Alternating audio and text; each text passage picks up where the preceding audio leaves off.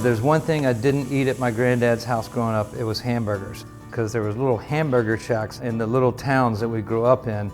And there's still something about that greasy spoon hamburger that for all my life will stick with me and be the best way to do a hamburger. All we're gonna do to make these patties is take these 2 slices of white bread that have been soaked in milk, and we're gonna mix it into the ground meat. And I'm not gonna season the meat. By putting the bread and the milk kind of soaked together in here, what it does is just kind of softens up the meat a little bit so it's not brittle. It's about how it eats. Can you have a pleasurable experience eating the hamburger, or are you eating it and it's falling apart on you? Which to me is frustrating. I used to work at a place called Cotton's Hamburgers, and we used to ground our own meat, and for some reason they made us do this. So the size of the patty, raw, should stick out over the size of the bun because it's going to shrink when it cooks. All right, put these in the refrigerator. I'm going to leave them in for about 1 hour. The tomato slices should be nice and thin. Now if you have a mandolin, this would be a good time to break it out, because I know not everybody can cut this thin.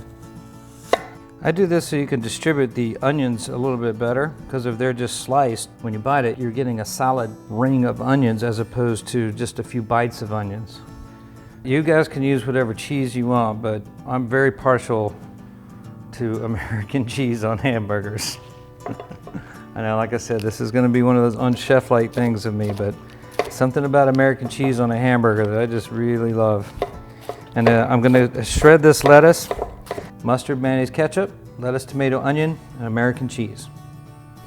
Burgers are nice and cold. We've got a nice hot fire here. Any meat that's lean and thin, you've got to cook it with high heat. Another thing that's really important to remember about hamburgers or fish, when you put them on, the heat's really got to kind of form a crust on it so that when you go to move it, you don't tear it. Just let it cook on that side. You don't need to move them around and mess with them too much. Of course, unless they're on fire. Then you might want to move them. It's time to get the buns on.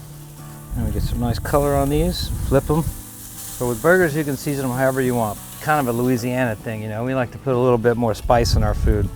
So after you season these on top, it should start feeling a little firm. If it doesn't feel firm, then it's really not cooked. So when they're just about done, that's the time to throw the cheese on them. Don't want the cheese completely falling apart. We just want to soften it. Close the lid for just a second. That'll melt the cheese. Shouldn't take long. And these are done. Just pull them off. We take our buns, nice and toasty. I love mustard. I make mustard, but when it comes to hamburgers, I like yellow mustard on mine. Meat down at the bottom, and then anything you want on it from there.